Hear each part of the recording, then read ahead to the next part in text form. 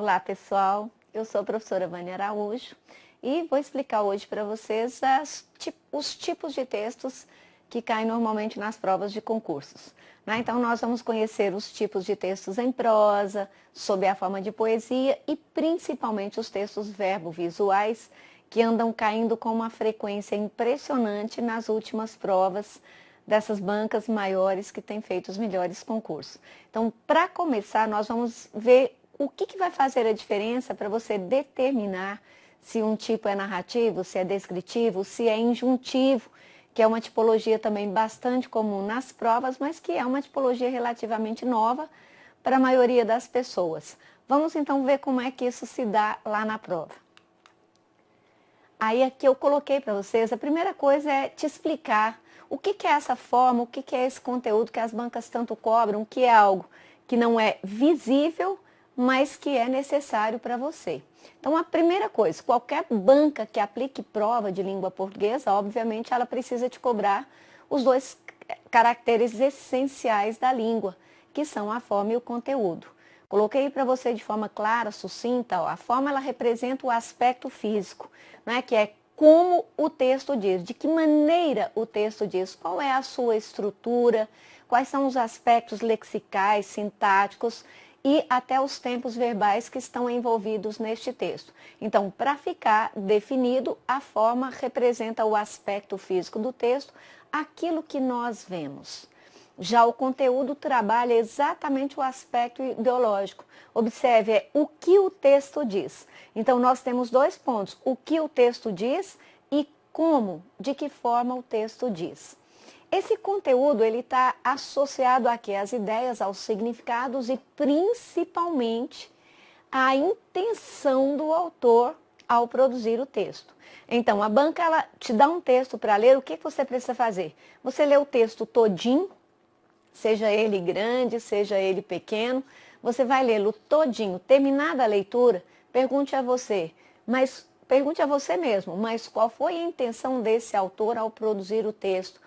Porque é isso que vai te ajudar a definir a tipologia predominante com mais segurança. Agora, o que é preciso então que nós saibamos? Que o conteúdo se sobrepõe à forma, que o conteúdo predomina sobre a forma. Mas eu coloquei uma observação importante aí para você, que é, embora haja predominância do conteúdo sobre a forma, este não poderá ser devidamente compreendido e examinado se a forma que o reveste for deficiente. A forma ela é menos importante do que o conteúdo, mas ela é também importante para o texto. Os textos utilizados em provas de concurso são, então nós temos hoje 3 tipos de textos que são estruturados de formas diferentes. E isso muitas vezes é cobrado também pelas bancas, às vezes nas próprias questões objetivas. É comum que a banca dê um texto e ponha, trata-se de um texto em prosa.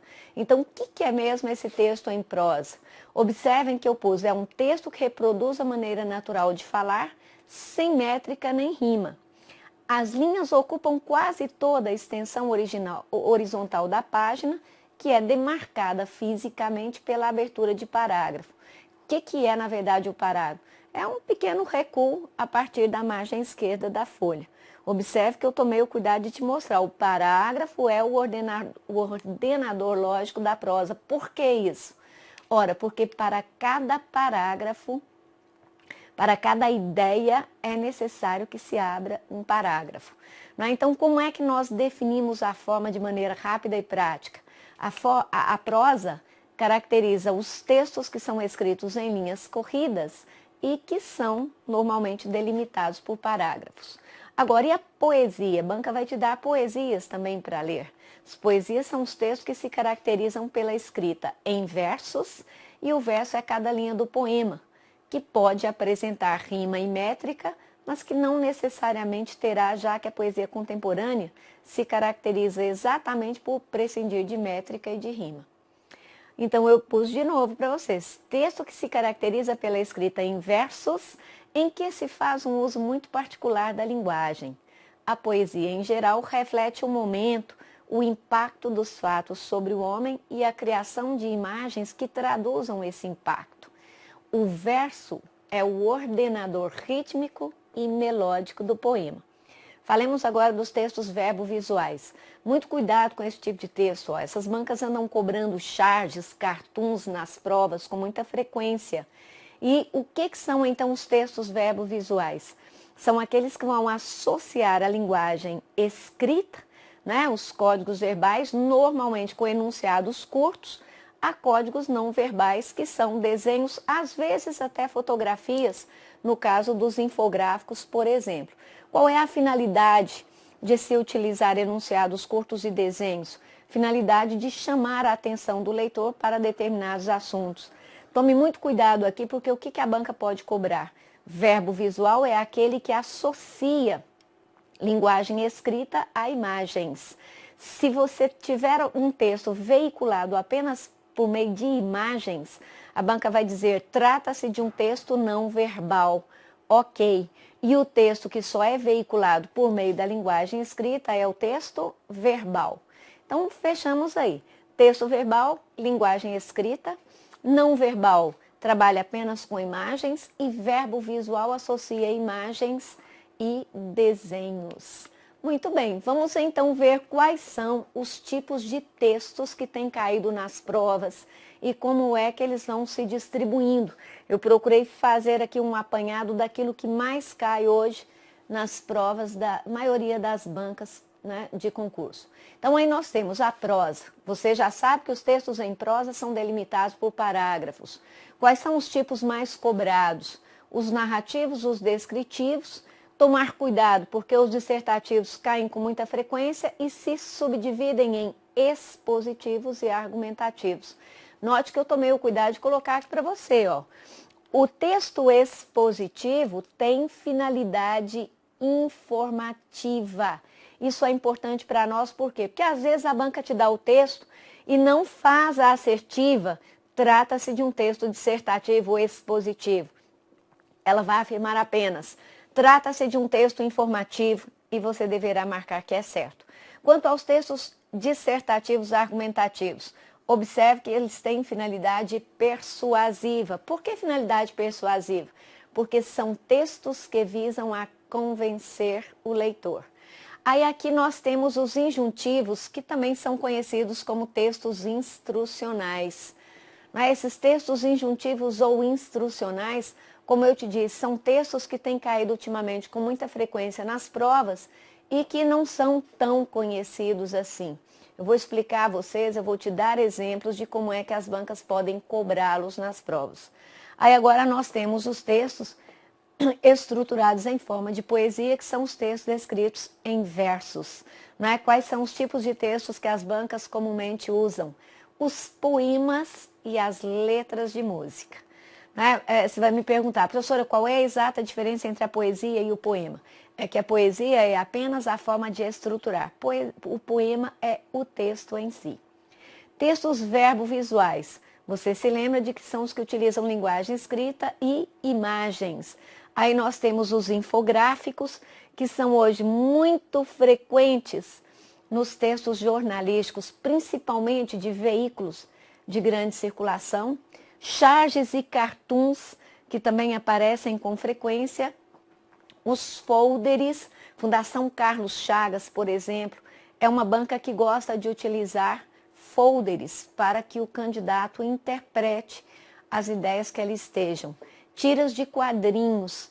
O quadrinho mais famoso é o quadrinho da Mafalda, que é aquela menininha de 6 anos, argentina, que é extremamente politizada e cai com muita frequência nas provas. Obviamente eu vou te mostrar todos eles, vou te dar exemplo para que você fique tranquilo quanto a isso. Vamos então começar. Coloquei aí para vocês, ó, tipos textuais em prosa, que são os que eu te mostrei agora há pouco.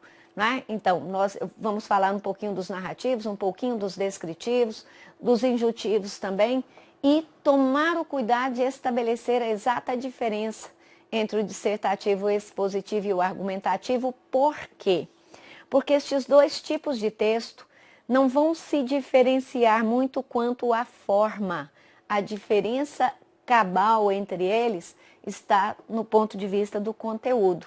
Então, é isso que nós precisamos ver. Vamos aqui começar com o texto narrativo.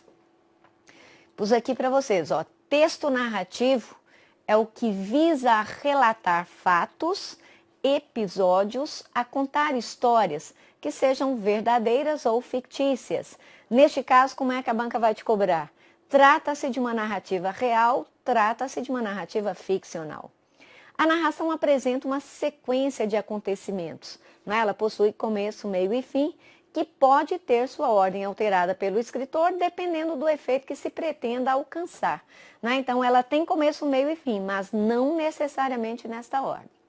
São exemplos de textos narrativos que aparecem com frequência nas provas: as notícias, fragmentos de alguns romances, fragmentos de novelas escritas, fragmentos de contos, crônicas, piadas. O CESP, a banca CESP é uma banca que utiliza piadas nas provas.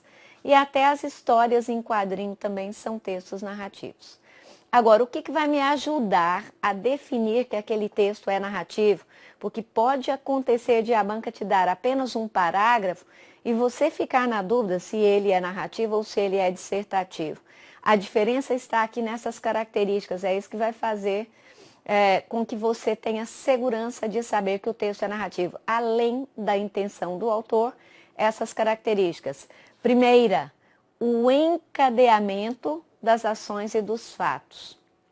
Segunda, as frases se organizam em uma progressão temporal, né? Então haverá essa relação de anterioridade, de posterioridade em relação ao fato principal, tanto que não se pode alterar a sequência sem afetar basicamente o texto, né? Então é necessário que haja essa progressão dentro das frases.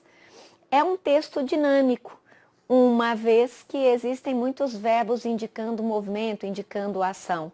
E ele ainda, obviamente, marca a passagem do tempo. O que nós precisamos saber basicamente sobre os textos narrativos?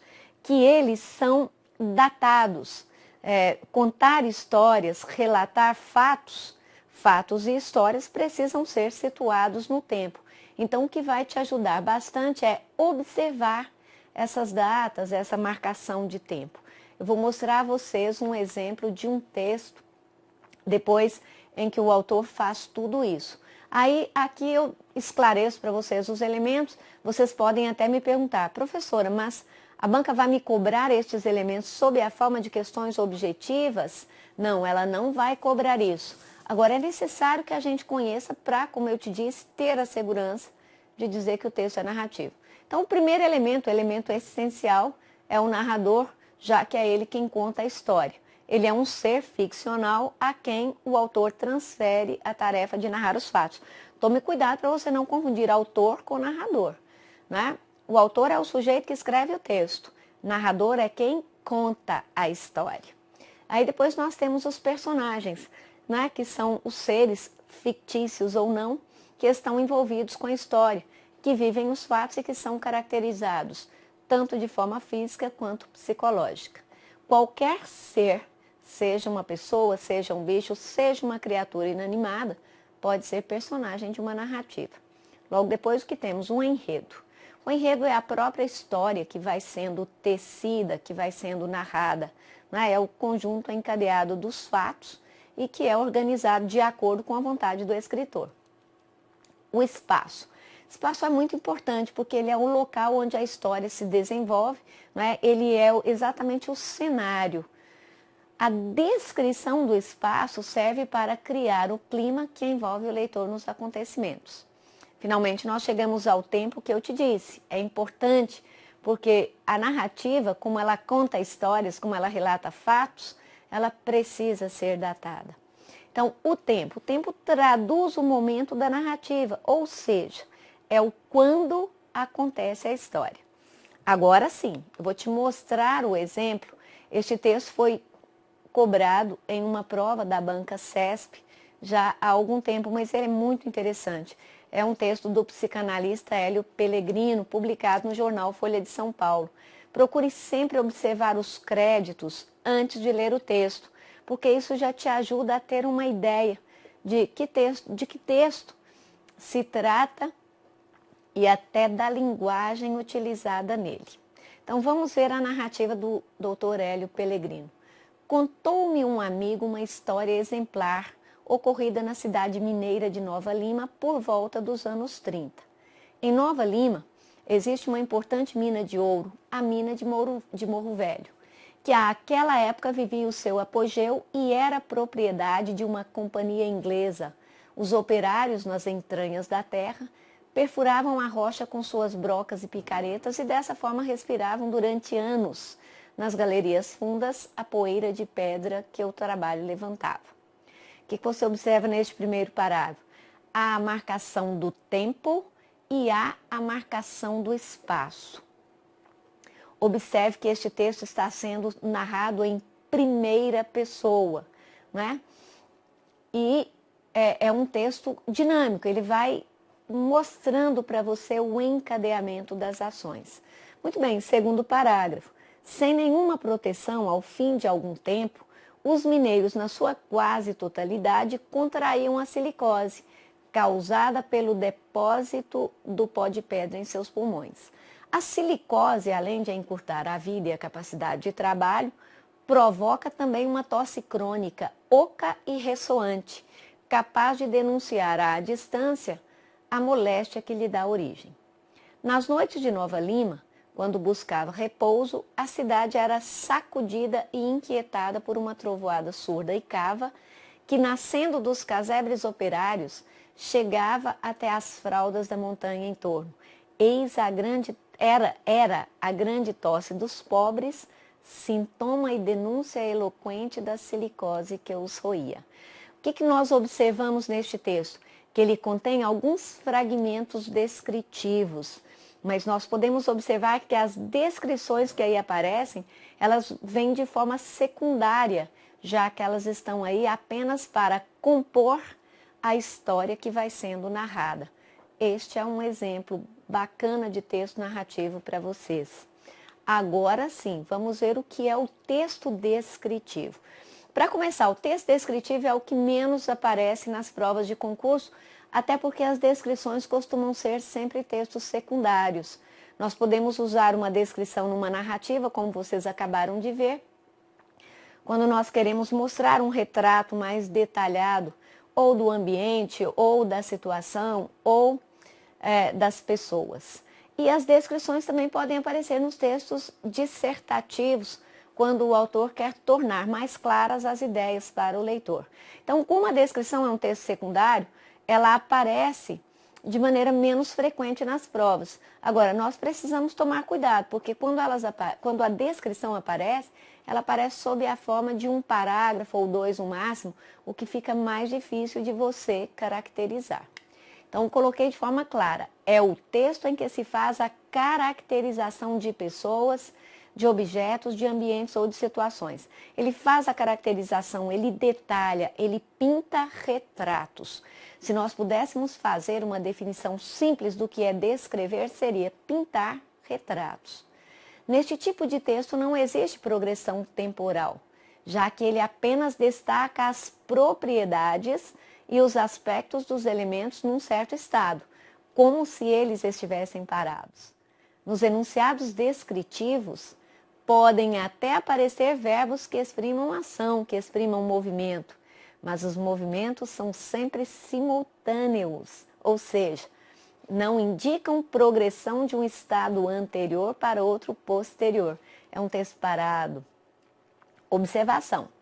Como a descrição é um processo de caracterização que exige sensibilidade de quem o faz para tocar aquele que lê, ela se baseia muito mais na percepção, no uso dos 5 sentidos, né? Da visão, do tato, da audição, do paladar e do olfato. Agora sim, como é que você vai conseguir definir um texto, né? Determinar que um texto é descritivo na hora da prova?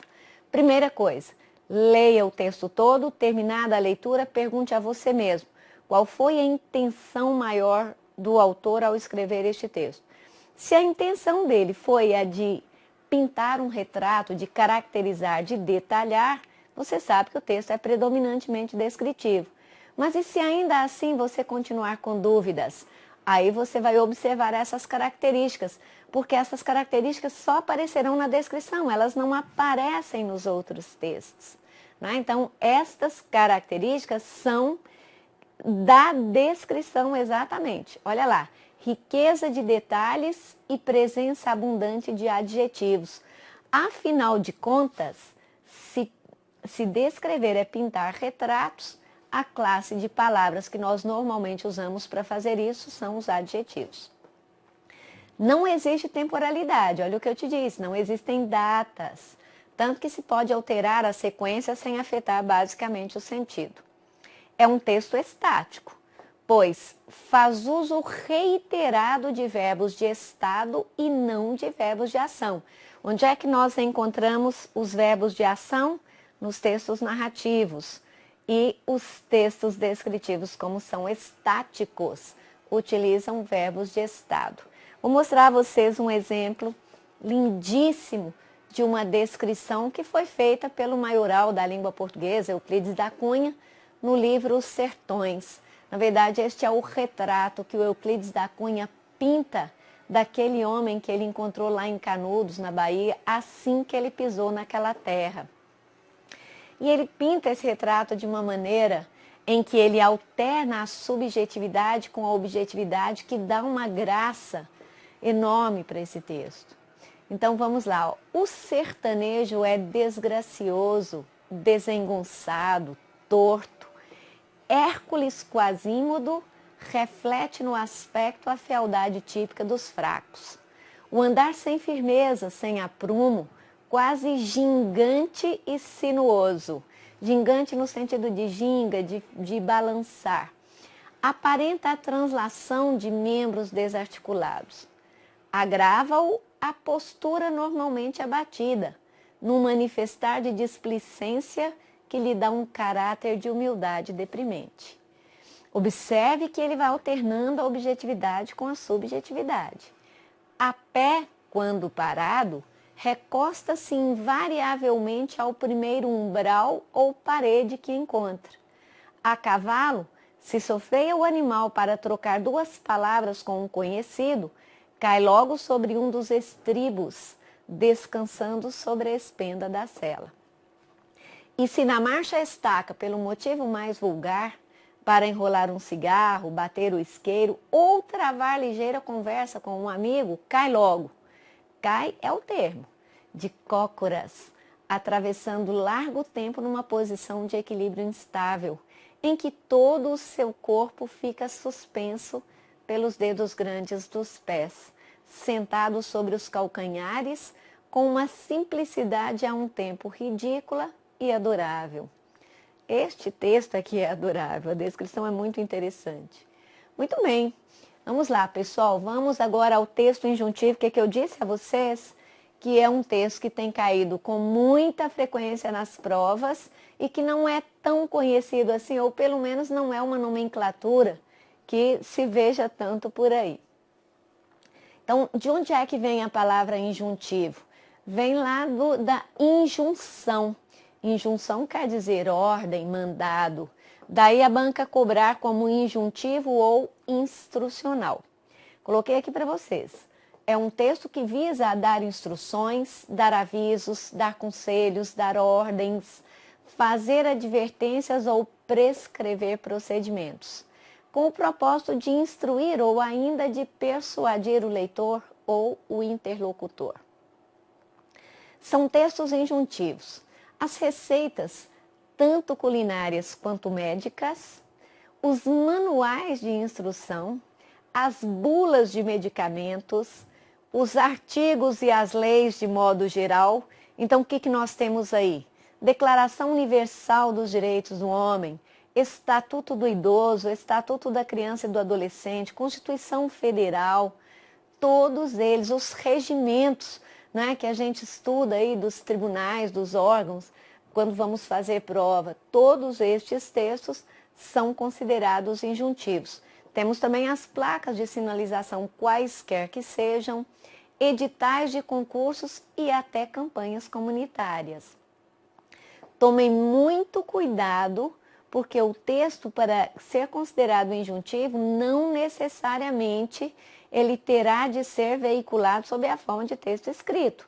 Uma placa com um desenho de um quebra-molas é um texto injuntivo enorme, porque quando você vê o desenho daquele quebra-molas, qual é o texto que está ali de forma subreptícia? Senhor motorista, acione o pedal do freio do seu automóvel, pois logo adiante há uma lombada. Tomem muito cuidado.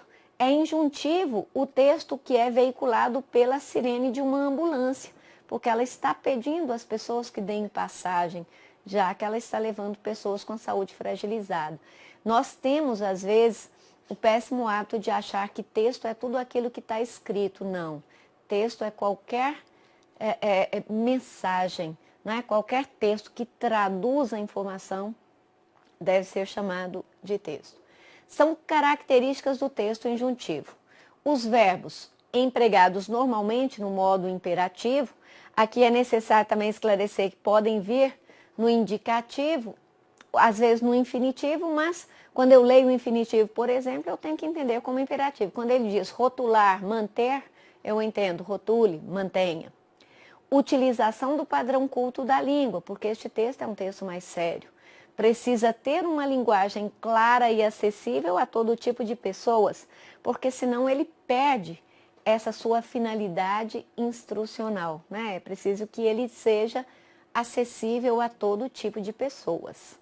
Predominância da função referencial da linguagem. O que é a função referencial? Aquela que privilegia o uso literal dos vocábulos porque visa dar informações sérias. Embora a função conativa seja também bastante recorrente. O que é a função conativa? É a função em que eu sou coativa, ou seja, é a função que visa a interferir no comportamento do interlocutor ou do leitor do texto.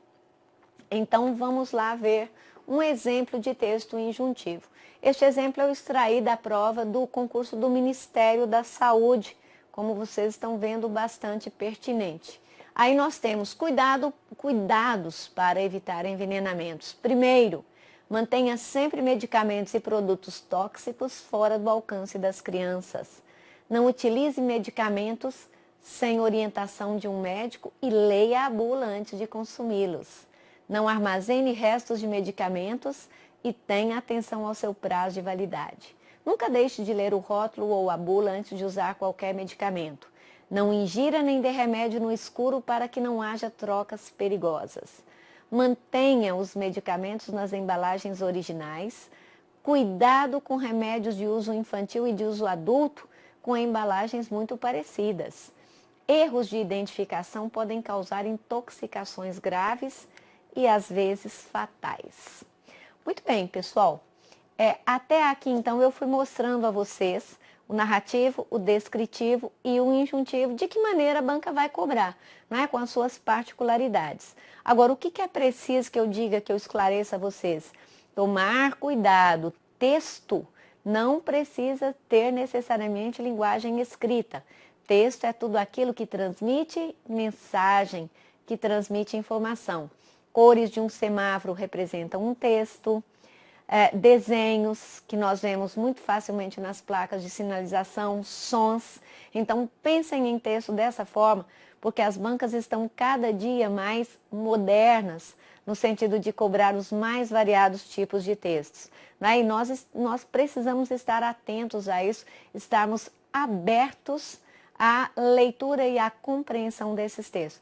Cada texto que é veiculado aí no nosso dia a dia tem uma intenção.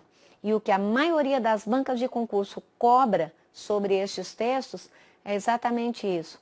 Qual era a intenção do autor ao escrevê-lo? E, acima de tudo, a que tipo de leitor este texto se destina. Eu aguardo vocês no próximo bloco para nós darmos sequência ao nosso estudo.